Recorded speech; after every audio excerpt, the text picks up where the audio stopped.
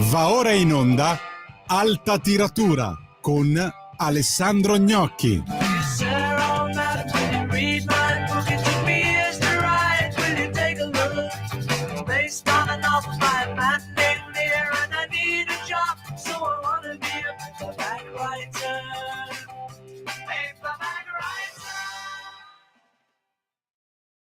Buonasera, io sono Alessandro Gnocchi, questa è Radio Libertà ed è Alta Tiratura.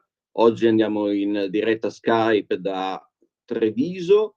Sono qua perché c'è il premio Comisso al quale io stesso sono candidato, sono finalista. Bene, ieri sera mi è capitata una discussione veramente interessante sulle i nuovi modi di promozione del libro e ho scoperto una cosa che da uomo non digitale non conoscevo, ovvero che il futuro della promozione del libro è sicuramente sui social network e sulla rete in generale. Questo perché è possibile fare delle campagne estremamente mirate che raggiungono una enorme quantità di gente che, che sono proprio poi i potenziali lettori del libro. Vi faccio un esempio. Se noi abbiamo un libro che immaginiamo possa piacere a un pubblico, diciamo, femminile, di mezza età, una storia ambientata in particolare, diciamo, nel Veneto, come appunto accade il luogo dove sono in questo momento. Voi potete, come dire, creare una campagna che istruisce l'algoritmo, scusate, che regola la diffusione del post, ovvero, in poche parole, fate un post da mettere su Facebook o su Twitter, lo fate con 3 parole e una bella foto. Dopodiché, che cosa succede? Dopodiché lo sponsorizzate e lo sponsorizzate in un'area geografica ben precisa. Io non sapevo che questo fosse possibile. Un'area, diciamo, 30 km quadrati intorno alla città di Treviso. Dopodiché istruite l'algoritmo, cioè una volta che è andato in rete e che ha iniziato a diffondersi, gli date altre informazioni, voglio profili di donne sulla quarantina e l'algoritmo impara e di conseguenza la vostra inserzione è sempre più efficace. Alla fine riuscite a raggiungere in maniera capillare tutte la fascia di persone a cui vi volete rivolgere.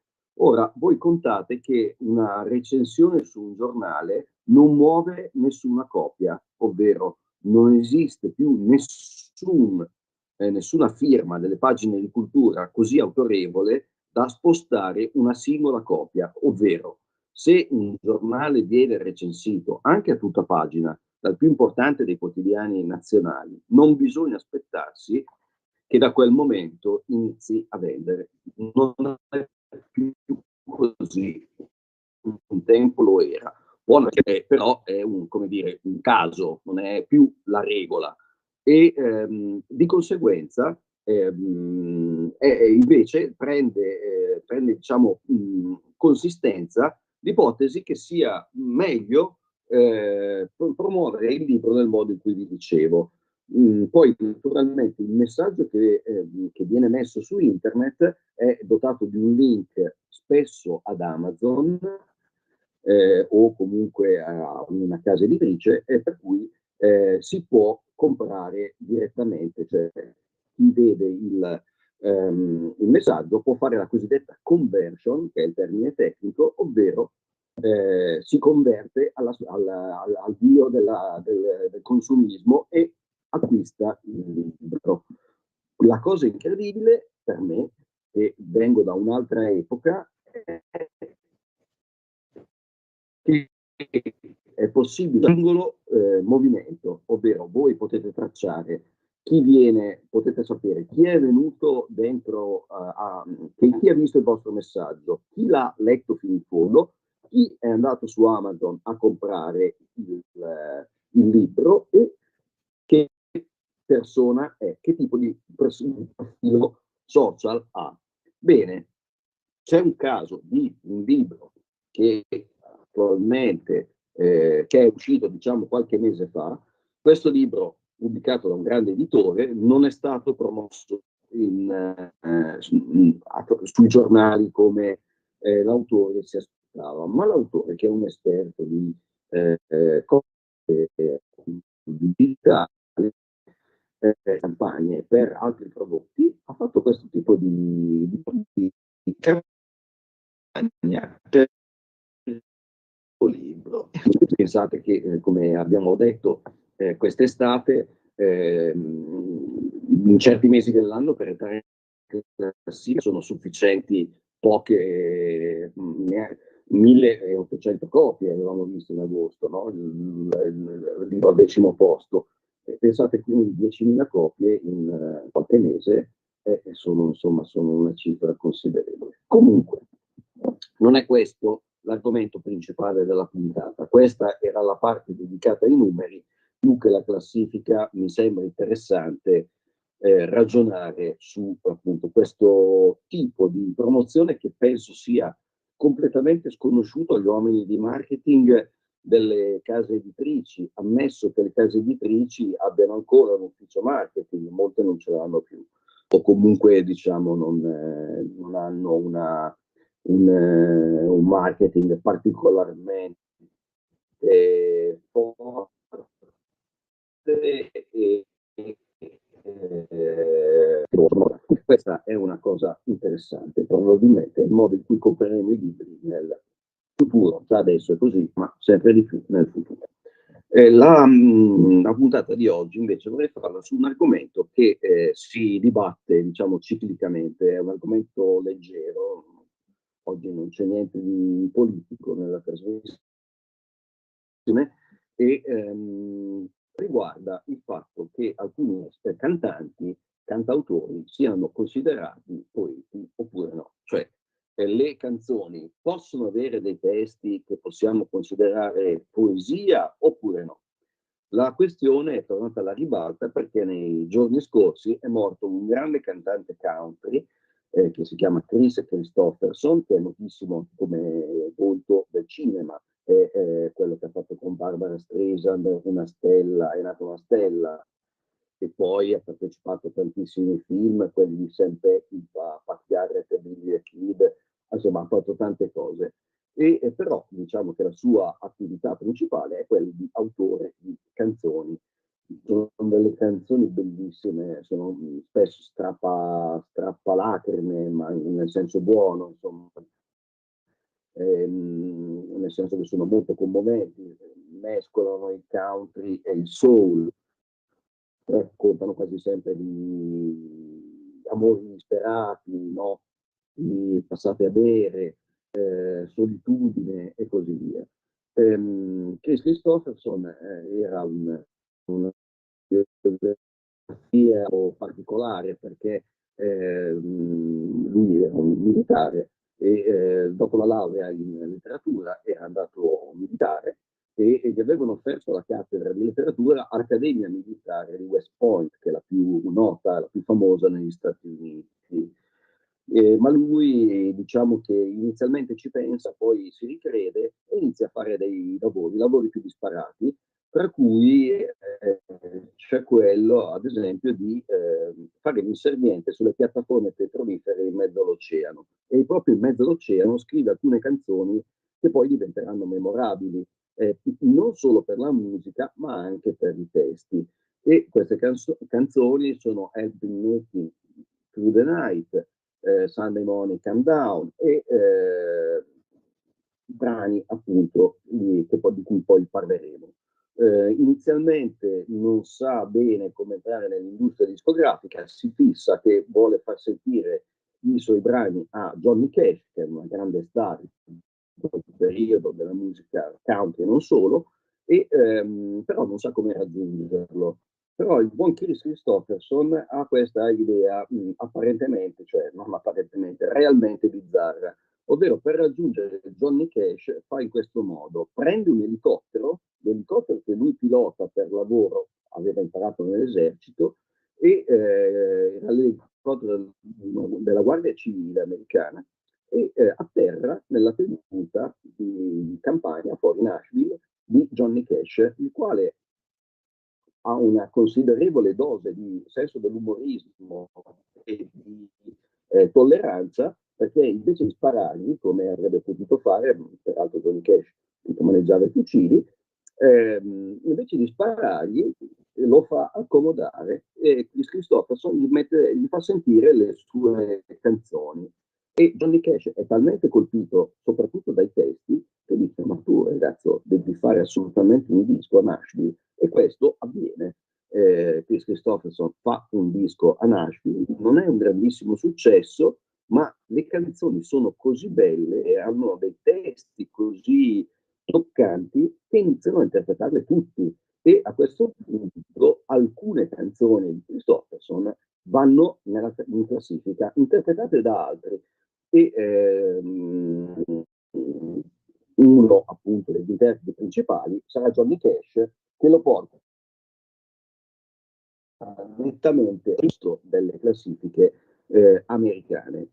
Da lì inizia la scalata verso il successo, ma adesso, subito dopo aver sentito proprio una canzone di Chris Christopherson, entreremo nella questione dei testi e vedremo cosa ne pensano quei cantautori che sono stati appunto indicati come possibili grandi poeti, nonostante non abbiano mai scritto un libro di poesie, ma solo testi di canzoni. Vi lascio a Chris Christopherson e torniamo tra qualche minuto.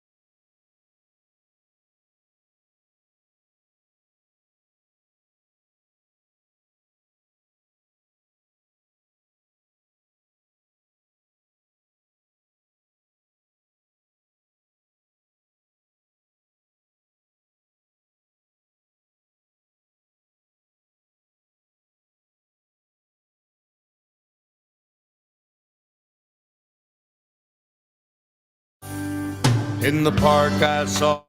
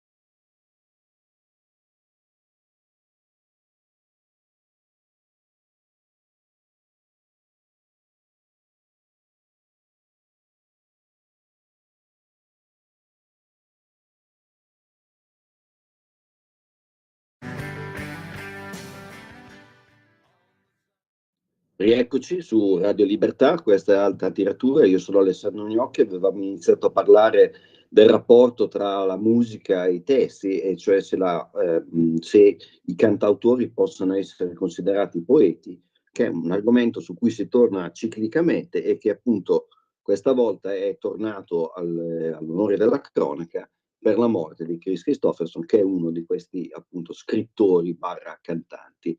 La canzone che abbiamo appena sentito, che era Sunday Morning Coming Down, è una canzone che racconta dei postumi di una sbornia e di un uomo disperato che cammina per la città e diciamo che nell'oblio che si cerca nell'alcol viene fatto intravedere l'oblio della morte.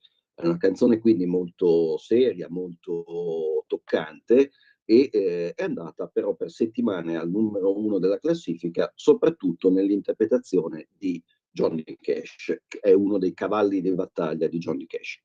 Bene, l'argomento possiamo iniziare a trattarlo partendo dal signore che ha vinto il premio Nobel per la letteratura in virtù dei testi delle sue canzoni, e ovviamente sto parlando di Bob Dylan.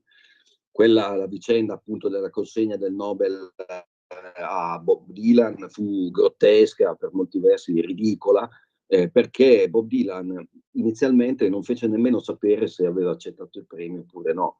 Lo accettò all'interno di un'intervista su una rivista musicale americana, una domanda di 3 righe, con una risposta di 3 righe in cui diceva che semplicemente lo accetto, sono onorato, e un'intervista che per il resto parlava di tutt'altro, cioè del suo tour. Lui è dal vivo sempre, cioè la sua tournée è eterna per quanto lo riguarda, infatti è sempre in tour Bob Dylan. E proprio perché era in tour, disse, non sarebbe andato alla cerimonia di premiazione e non avrebbe ritirato personalmente il premio. Ci mandò Patti Smith, un'altra scrittrice, musicista, a cui affidò un discorso veramente al limite del provocatorio, perché nel discorso di Dylan si dice in sostanza che i testi delle canzoni non sono poesie, quindi non è letteratura, perché il testo di una canzone, per quanto possa essere ben scritto, non si può separare mai dalla musica e dall'interpretazione vocale non dell'autore, ma insomma del cantante, di chi in quel momento sta interpretando la canzone. Quindi si presentò lì dicendo in sostanza: grazie per il premio, non so perché me l'avete dato, secondo me è insensato, perché io scrivo testi di canzoni, i testi di canzoni non sono letteratura perché non possono prescindere dalle note e dall'interpretazione. Bene, il discorso è stato pubblicato, peraltro alcune parti, fu criticato perché alcune parti erano prese di peso da Wikipedia, ma al netto di questo semi-plagio di una piccola parte in realtà del discorso, è interessante, perché appunto mette un paletto. Altri cantanti, scrittori che hanno visto i loro testi pubblicati come se fossero poesie, abbiamo ad esempio Lou Reed, e nel caso di Lou Reed diciamo che un certo numero di testi, quelli che ha scritto da giovane e pubblicò con i Velvet Underground, in questo caso in effetti si può parlare di poesia. Penso a canzoni come Some Kind of Love, Heroin, canzoni che diciamo collocano Lou Reed in un universo che è l'universo letterario di Solbello o di Delmore Schwartz, che è un grande poeta, suo maestro all'università. Delmore Schwartz è il protagonista di uno dei libri più famosi di Bello stesso, e era un poeta di notevole valore. Purtroppo in Italia è completamente ignorato, e questo perché non va di moda, sono una questione di mode editoriali, per cui Delmore Schwartz è ritenuto troppo classico e troppo americano per certi versi, quindi rimane fuori dall'editoria grande italiana. È un peccato perché è un grande autore. Quindi lo Reed. Ma naturalmente il discorso si fa più interessante quando arriviamo agli italiani, perché l'Italia è la patria dei cantautori e molti cantautori si sentono effettivamente scrittori e magari lo sono anche, diciamo, extra, a parte la musica, pubblicano, non so, romanzi, libri, penso a Vecchioni, che scrive regolarmente romanzi o saggistica anche. Ehm, Tra gli indiziati di essere appunto poeti, nonostante appunto scrivano testi di canzoni, abbiamo sicuramente in prima linea Guccini e De André. De André è quello che mi è più noto, e anche De André, devo dire, disse la stessa cosa che disse Dylan, ovvero disse che sì, in qualche caso forse i testi delle canzoni si avvicinavano alla poesia, ma anche De André pensava che alla fine fosse il testo della canzone non si potesse prendere in sé perché faceva parte fa parte di un discorso musicale, quindi non puoi prescindere dalla musica e anche lui diceva dalla voce di chi lo canta. Eppure diciamo che De André è quello che forse si avvicina di più al profilo del poeta, no? Penso a certe sue canzoni come Il Testamento, non necessariamente le più note, però La ballata di Michè o testi di questo tipo che un po' richiamano la poesia medievale più che quella contemporanea, no? Ricordano poeti come François Villon, grande poeta francese, oppure le tensioni tra cioè lo scambio di sonetti satirici e aggressivi, una specie di dissing medievale tra poeti medievali, come non so, la tensione tra Dante Alighieri e Forese Donati. Un po' quell'universo viene certamente fuori. Dire però che quelli della guerra di Piero siano persi, non lo so, nel senso che probabilmente ha una lettura della mente, come facciamo di solito quando leggiamo la poesia, quindi ha una lettura senza musica sulla carta, probabilmente neanche i testi di De André riescono a stare sulle loro gambe. La stessa cosa penso si possa dire di Guccini, anche perché i testi di Guccini sono forse meno attenti a quella che è la metrica, cioè la base ritmica, diciamo così, della poesia, mentre quelli di De André invece un occhio bello fisso ce l'hanno su quel tipo di ritmica. Quindi diciamo è un argomento interessante, ma vediamo se Chris Christopherson, ad esempio, era appunto celebrato per i suoi testi e probabilmente anche per Chris Christopherson in qualche caso si può parlare di poesia. Una è quella che abbiamo appena ascoltato, l'altra famosissima Help Me Make It Through the Night, che è una canzone che fu ispirata, un testo che fu ispirato da Frank Sinatra, perché una volta chiesero a Frank Sinatra ma lei come ama passare il suo tempo dopo di notte? E lui dice, bevo, donne, qualsiasi cosa che mi aiuti ad arrivare al mattino successivo, che è appunto la traduzione all'incirca di Help Me Make It Through the Night. Che parla appunto di un uomo seduto al bar che continua a ordinare whisky, o immaginiamo che sia whisky, diciamo, e che dice di aver bisogno di un amico perché probabilmente un amore è andato male e bisogna arrivare al mattino successivo in qualche modo. E anche questo è un bel testo, accompagnato da una gran bella musica anche. Un altro autore che è indiziato di poesia, l'abbiamo già nominato, ed è Johnny Cash, di cui possiamo ricordare grandi brani dedicati al crimine, ovvero a chi ha ucciso, cioè il suo brano forse più bello da questo punto di vista è il Folsom Prison Blues. Folsom è una famosa il famoso carcere della California. In questa canzone si racconta di un uomo che ha sparato e ha ucciso un altro uomo a Reno, dove ci sono i casinò, solo per guardarlo morire, dice la canzone, quindi senza odio, ma per un'attrazione morbosa verso la fine, verso la morte, verso il dare la morte. Questo è un tema che ritorna sempre nelle canzoni di Johnny Cash, è un tema letterario.